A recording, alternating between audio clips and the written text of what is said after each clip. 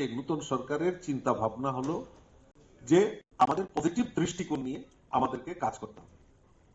আজকে একটা সময় এই পোস্টাল ডিপার্টমেন্টকেও একটা এমন জায়গায় নিয়ে দাঁড় করিয়ে রেখেছিল, এখন আমার সঙ্গে আপনারা একমত হবেন কিনা জানি না, যে একটা সময় পোস্টালের গুরুত্ব মানে একদম হারিয়ে গেছিল।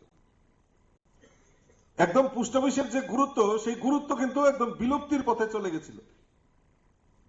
বড় বড় প্রাইভেট কোম্পানি, মাল্টিন্যাশনাল কোম্পানিরা এসে সেইগুলি এই ইন্ডিয়ান পোস্টাল যে ব্যবস্থা সেটাকে মানে খুব বাজে অবস্থায় নিয়ে গেছে।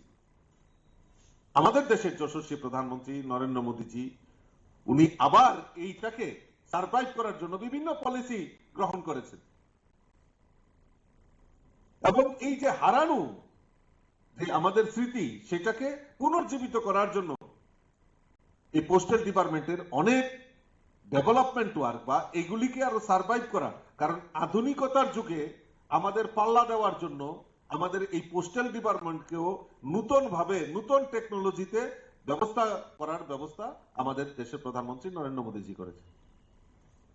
সেটা আপনারা ভালো করে জানেন, কারণ আপনারা এই ডিপার্টমেন্টে কাজ করেন।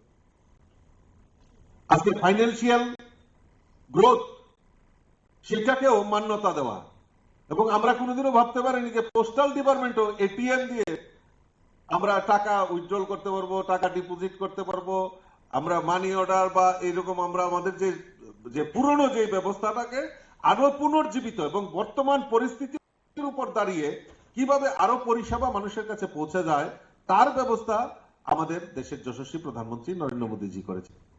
গ্রাম সেবক কেন্দ্র থেকে শুরু করে বিভিন্নভাবে আমাদের যাতে এই পরিষেবা মানুষের কাছে সাধারণ মানুষ যাতে নিতে পারে, এবং এই পোস্টাল ডিপার্টমেন্টের গুরুত্ব যাতে আবার মানে মানুষের কাছে সমাজের কাছে রাখতে পারে তার ব্যবস্থা আমাদের দেশের প্রধানমন্ত্রী নরেন্দ্র মোদীজি করেছে। অর্থাৎ এই যে আমাদের একটা আর্থিক টান, আপনারা একটা সংগঠন করেন, আমি আরেকটা সংগঠন করি, কিন্তু এই যে আর্থিক টান, এই আর্থিক টানের কারণে আমি এখানে এসেছি। আর আমরা বিশ্বাস করি, আমরা পরিবারে বিশ্বাস করি, আরে আপনারা, আমি মনে করি যে আমি যে সংগঠন থেকে এসেছি সেই সংগঠনেরই একটা আত্মিক সম্পর্ক আপনাদের সম্বন্ধে রয়েছে। আগামী দিন আমরা সবাই মিলিতভাবে প্রচেষ্টা করে আমরা আমাদের সংগঠনকে আরো শক্তিশালী করব। যদি যে কোনো বিশেষ প্রয়োজনে আমার দরজা খোলা রয়েছে, আপনারা আসুন, আপনাদের সুখ দুঃখে আমি আপনাদেরকে সহযোগিতা করব, এবং আশা করি আপনারা সংগঠনকে আরো শ্রীবৃদ্ধি করবেন। সকলকে